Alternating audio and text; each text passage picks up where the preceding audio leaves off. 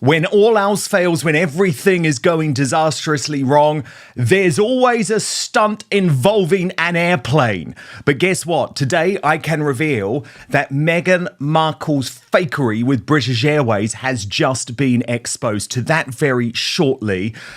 But we also got the keeping up with the Sussexes. Oh, aren't we so in love? We used to dress up as penguins. Oh, yes, and we kiss. We kiss a lot. I promise you, we kiss when it's not a nanny taking the picture. Oh, and by the way, we're merching our own wedding too.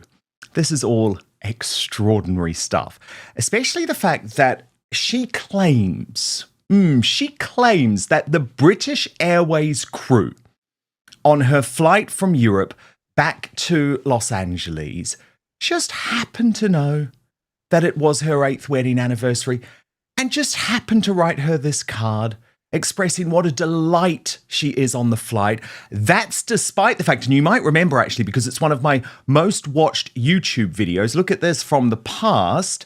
My British Airways whistleblowers had revealed that she is one of the worst passengers to ever travel on their airline. She was rude to the air hostesses. She tried to get upgrades. That was before she met Prince Harry.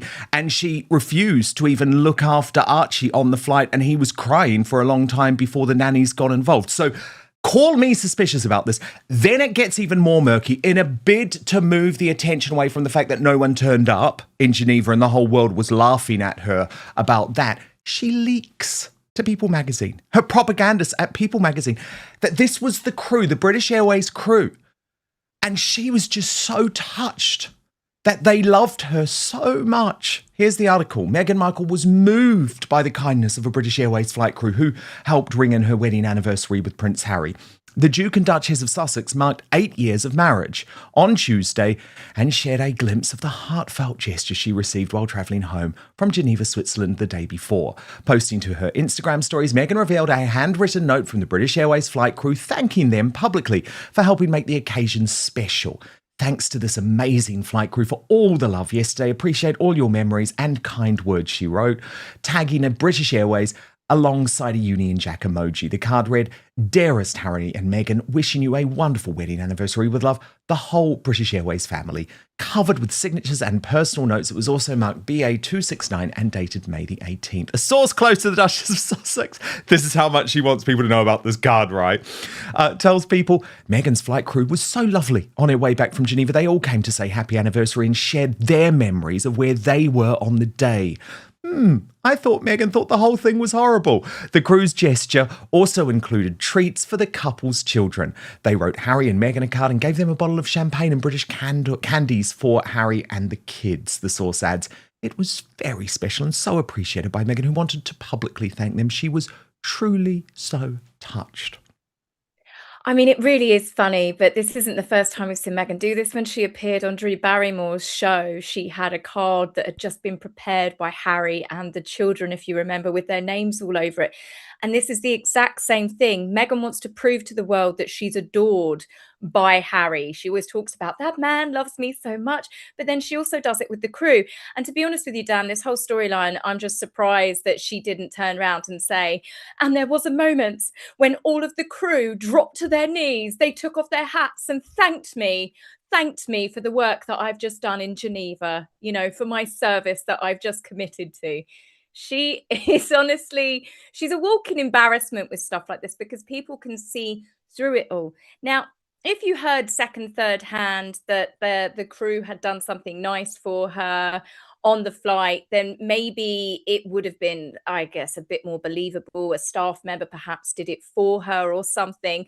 But it's the fact that Meghan can't help herself. She's gone to People magazine. As soon as you see People magazine exclusive, it means it's come direct from her camp. And of course, it said a source close to the Duchess of Sussex, probably Meghan herself. Oh, it's her. Yeah. It's her. It is. I mean, we know honestly Harry cringeworthy. emails them. They've admitted that in the past. Yeah, of course it is. Of course it is. But Meghan, she's really gone to town with this recent wedding anniversary. And funnily enough, I got married a few months before Meghan and Harry did. So this is mine and my husband's 8th year. We gave each other cards and I think he got me a mug. Do you know what I mean? It's And your something wedding that- is far more successful. It's just it's honestly, it's your 8th wedding anniversary. This isn't a big, huge celebration. Catherine and William didn't make this much fuss when it was their 10th wedding anniversary. Everything is so contrived and so over the top, but this was really embarrassing. And Toomey on Twitter, she managed to spot that Richie Rich was so used to these cards going round, he's even put his signature on there twice. So obviously there are cards that just get passed around, honestly, and then they all sign it. But yeah, I think that's a little message from the crew. So far, so suspicious. And Royal YouTube sensation, according to Taz, has just rumbled this as a big, fat fake. So look at this. Tash revealed, wait, what? Meghan arranged an anniversary card to be given to her on her flight. She pre-ordered and then gave the exclusive to People magazine. And then Tash delivered the receipts. Look at this. And we're going to read through this together because Meghan's just been well and truly rumbled. When booking, this is on BA, you can add a complimentary personalized message for your partner. Let the flight attendants know it is your anniversary when you board, especially if you are celebrating a major milestone like a 10th or 25th anniversary. It is up to the crew's discretion, but they often present couples with a complimentary bottle of bubble and a signed crew card. Since BA does not centrally arrange standalone cards, it is best to bring your own special card on board if you hand it to a crew member. Tash, I cannot believe it. When I saw it, I just thought, I don't believe this for a second because she is well known amongst BA to be the worst passenger. She has a terrible reputation, and people can go back to my old video where I revealed all of this detail about how much she is hated on British Airways flights. So I saw the card and I thought, okay, she's definitely trying to do this strategy of flood the zone, take the attention away from Geneva. She's definitely attempting to do that thing. Do you remember she did it with an American Airlines flight attendant previously who posted this video apparently claiming Meghan was just so lovely on board? But then when I saw your big revelation rumbling her, I was like, this is the ultimate humiliation. I mean, as I say, Tash, I did a whole big whistleblowing thing on this because it was actually, I fly BA all the time. I love BA. They are incredible crew members. And it was actually a whistleblower on board a British Airways flight who first approached me and gave me the information, which made me then start to look into the way that she treated the stuff. And it dated right back, Tash. This is what's interesting about it. Before she was with Harry, she had a reputation then because she used to do that thing where she would demand upgrades to first, even sometimes when they weren't available. So she's widely regarded as a passenger who they don't like. Now, do I I don't want to do down the crew at all. I'm sure they were absolutely delightful to her on board because that is their job. But was this a setup? Well, absolutely it was. Now, Tash, I actually think it's to distract from Geneva.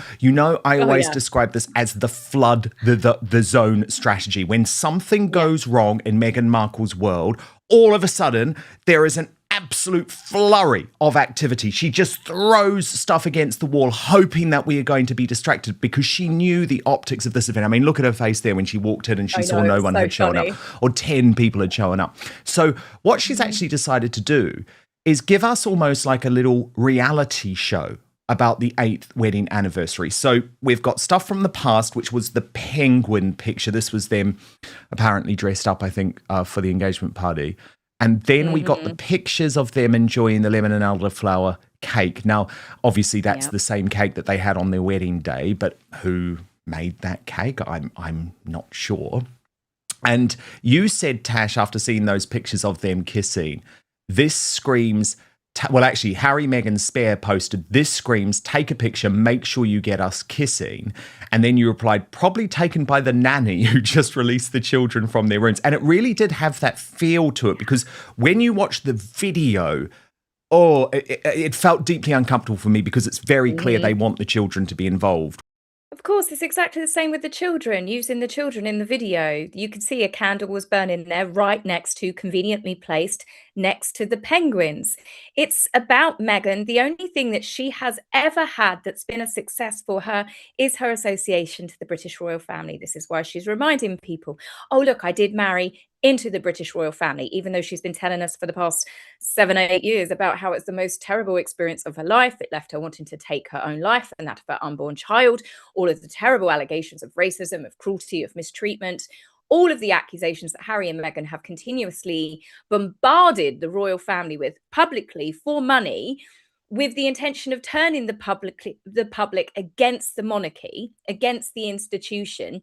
And then she's like, yes, but don't forget that I did marry a prince and this was our taxpayer funded wedding. And please buy the crap that I am building up around this. It's no different to when she used Lilibet recently. Oh, I hate saying Lilibet, Lily recently with, when she was at Meghan's feet for that picture. It wasn't about sharing a picture of Lily with the world, a cute mother-daughter moment. Meghan was merching the outfit. She had her Giorgio Armani jacket and the trousers and the stiletto shoes.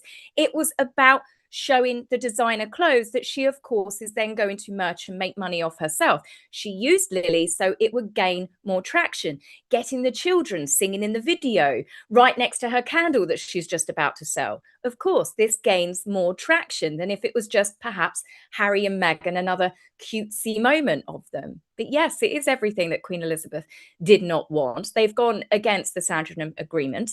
And they've ramped it up. We've said this so many times. They've actually got worse, I would say, in the last 18 months. They have been going full steam ahead because they know their royal relevancy is running out. And I can't help but feel it's deliberate. So the palace do act and they do something. And then we're going to have it all start all over again. It would be the big victim story of racism and how cruel it is.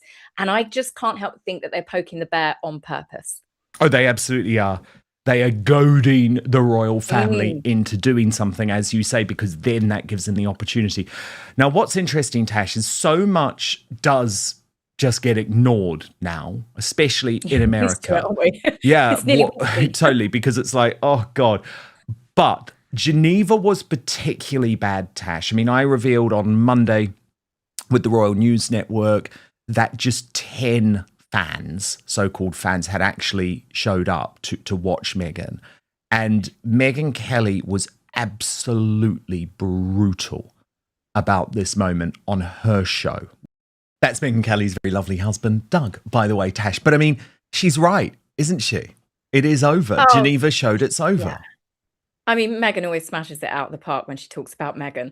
But yeah, I mean, it is over. Of course it is. And I think Meghan, I said in a video that I posted yesterday, I think part of her facial expressions wasn't just her ego being crushed, her narcissism, rearing its head because she couldn't believe that hardly anyone was there. I also think it was the realization that without Harry, she is no one.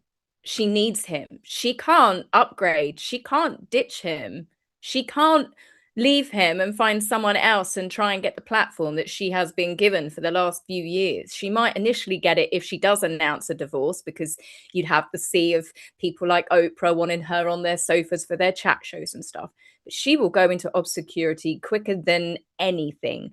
People are not interested in anything she's got to say. But then why would anybody listen to Harry talk about the environment when he uses private jets like Ubers? Why would you listen to Meghan and Harry talk about child online safety when they're constantly posting images and video clips of their children? And I keep bringing this up. The children, 9 times out of 10, are in their pajamas, Dan. Lily's in a nightdress. She was in a nightdress in Easter. She was in a nightdress which was practically, see-through with the sunlight. These are children that have no choice in these photographs. Archie, he had his pajamas on when he was out in Mexico, when they went to the pumpkin patch. These children are always in some sort of I guess they're night clothes. What sort of parents do that to their children? At least if you're going to present your children to the world, make them look their best. But it just seems like even Lily at her mum's feet, again, the little girl is in her pajamas and she wasn't even looking up at Meghan. There was no interaction between Meghan and her daughter. She's posed there like a little statue, like Meghan has told her, right, sit still, don't move your head. You can tell just by the demeanor of the little girl when you look at her. These are not children that are living their best life and charging around and having fun. The children are often stuck rigid, hiding somewhere because their mum has told them they've got to pose for a photograph.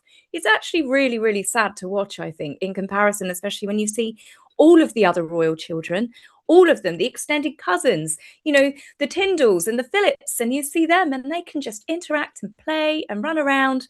But you see Archie and Lily all the time like they're playing statues.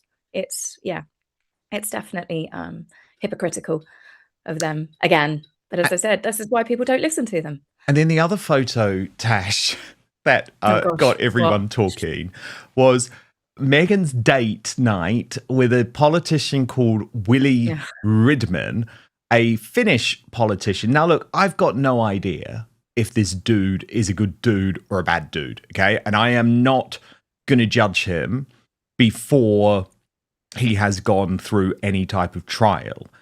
But he has been accused of sexually harassing young women and girls. He has been accused of sending racist text messages. I mean, he is Finland's Minister of Social Affairs and Health. But the bigger point here, Tash, is that if Meghan had a professional operation, they would have just avoided that picture being taken in the first place. Again, this is Harry and Meghan trying desperately to copy the royal blueprint. They are trying to copy what their life would have been if they'd have been behind palace walls and, working for the crown.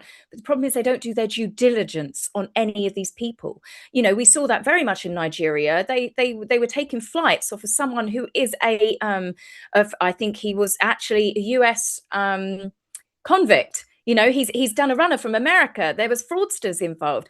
Harry and Meghan will just go to the person that has given them freebies. They will go to the person that they think that, Meghan especially, that will give her a lift up. She can go up another rung of the ladder, whichever ladder it is that she's trying to climb. And they just do not do their research on the companies they're teaming up with.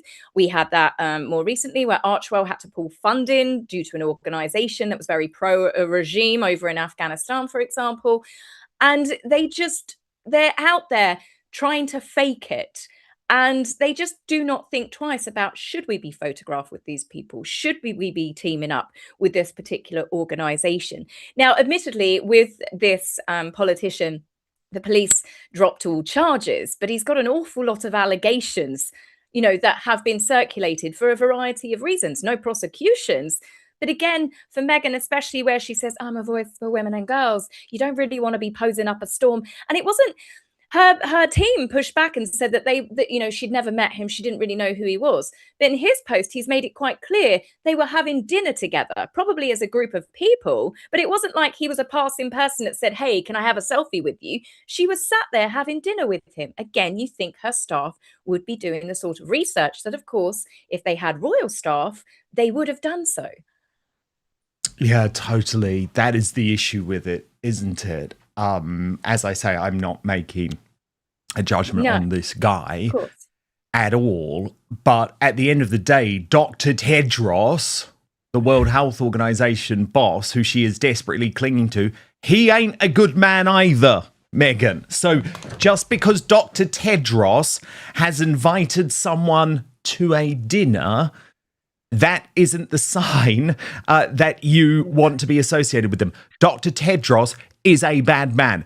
Go and look at what he did during COVID. If you have any doubts about that, go and look at the regimes that he has connections to. But this is all she's got. No other non-governmental organization or no other political figure wants anything to do with them. But look, it's all drying up. Yeah, it's all drying up. It is. Yeah. So she's got to go for these very, very dodgy men. Very, very dodgy men. So here's the story Meghan wanted the public to believe. According to People magazine, Meghan was supposedly moved after British Airways crew members surprised her with a handwritten anniversary card while flying home from Geneva. Apparently, the crew knew it was Harry and Meghan's 8th wedding anniversary. Apparently, they gathered signatures. Apparently, they gave champagne, candy, and heartfelt messages. And apparently Meghan was just so emotional and touched that she immediately shared the entire thing publicly online. Now on the surface, maybe that sounds harmless. But the timing of this is what immediately raised eyebrows. Because this came directly after the Geneva event that many online critics were calling embarrassing due to low turnout and negative publicity. And suddenly, out of nowhere, we get a flood of romantic content. Anniversary videos, throwback photos, kissing clips, penguin love story, nostalgia. And now, the British Airways fairy tale. It felt less like a private anniversary and more like a coordinated image repair campaign. Now here's where the criticism becomes even more brutal. A growing number of royal watchers believe this entire anniversary rollout was designed to bury the Geneva backlash. And whether you agree or disagree, the pattern is difficult to ignore. Whenever negative headlines begin building around Harry and Meghan, suddenly there's a flood of emotional content. Family videos, love stories, children clips, romantic throwbacks, public displays of affection. It becomes less about authenticity and more about controlling the narrative. Critics call it flooding the zone. Create so much emotional content that people stop talking about the negative headlines. And in this case, many viewers believe the BA story was part of that exact strategy. What makes this situation so damaging is not necessarily the anniversary itself. It's the growing perception that everything surrounding Harry and Meghan now feels manufactured. Every photo, every appearance, every emotional story, every surprise, every public interaction. People increasingly feel like they are watching branding instead of reality. And once audiences start questioning authenticity, that becomes very difficult to reverse. Because authenticity cannot be forced. The more polished and controlled something becomes, the less believable it often looks. And right now, that appears to be the exact problem facing the Sussex brand. At the end of the day, maybe the British Airways crew genuinely were kind to Meghan Markle. Maybe the anniversary card was sincere. Maybe the romantic videos were heartfelt. But the problem Harry and Meghan now face is credibility. Too many people feel every moment is strategically packaged. Too many people believe every emotional story is designed for headlines first and authenticity second. And when your audience starts rolling their eyes instead of connecting emotionally, that's when the PR strategy begins collapsing under its own weight. Because sometimes the harder you try to sell the fairy tale, the more obvious the performance becomes. If you enjoyed this video, don't forget to like, subscribe, and turn on notifications for more royal commentary and analysis.